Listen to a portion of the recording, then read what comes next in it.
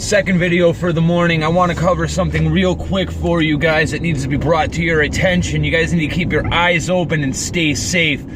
Donald Trump declared this national emergency, and shortly thereafter, Q came online and said, watch out for false flags. And then all of a sudden, we have a mass shooting that kills 5 people. We need to open up our eyes and realize that there's absolutely no coincidence to this. The biggest news for Donald Trump that's dropped since the first of the year comes out today, and then all of a sudden we have a mass shooting taking place less than 3 hours after Q Anonymous tells us watch out for false flags. Absolutely no coincidences, none, period, the end. So why did they do this? They did this to distract from the news cycle and get the national emergency and Donald Trump out of the limelight as soon as possible. Because for the first time in a long time, Donald Trump is standing on higher ground in the eyes of the public in general. The Democrats have hurt themselves so much that this is what they are resorting to. Now, I'm not going to sit here and tell you that I know all the facts about what happened or that I know for a fact that this is a false flag, but there's no way in hell that this happens out of nowhere just a couple of hours after false flags get mentioned on the Q boards. Just think about it. What are the odds of that happening? Slim to none. The odds of that happening right after Q comes out and tells us that it's going to happen. People need to start to wake up and realize that things are moving at a quicker and quicker pace every single day. Every single day. Their agenda to keep us trapped and enslaved is crumbling around them. So instead of keeping us enslaved, what do you do when a slave no longer wants to work for you? You can't keep them around. You can't. You just can't, because it ends up to the corruption of all the other slaves' mentality, right? So what do? You kill them. Either that or you scare them back into servitude. And that is exactly what they are trying to do. They are trying to scare us back into servitude.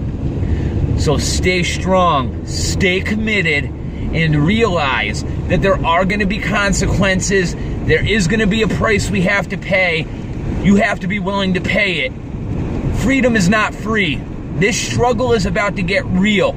And there is going to come a time when you and I are going to have to pay a price to be part of this. I'm paying it already by putting these videos out there, okay? Do you think I like my family watching these videos and thinking I'm absolutely crazy? Well, they might not think so much anymore because I've been right about most of what I've said. But what I'm saying is, nobody in my position wants to be viewed as a crazy, Trump-supporting, MAGA-wearing, American-waving lunatic. We don't want that, okay? I'm doing this because I love my fucking country. I love my freedom, okay? I love what this fucking country was built on. I don't love what it's become. There is nothing right now that is worth saving. Nothing. And the one person who's actually trying to change everything is being attacked on all angles, okay? There's gonna come a time and a place and a day when he's not there anymore, okay? There's gonna come a time and a place and a day where somebody's gonna have to grab that mantle.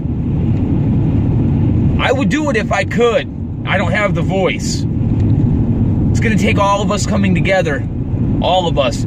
How long did it take to get a man in office that made everybody realize the corruption that was going on right in front of our faces? Now that we have realized this, there is no turning back. We cannot allow false flags. We cannot allow mass shootings. We cannot allow the games that they play to make our way of thinking revert back to what it was. We will not go silently into the night.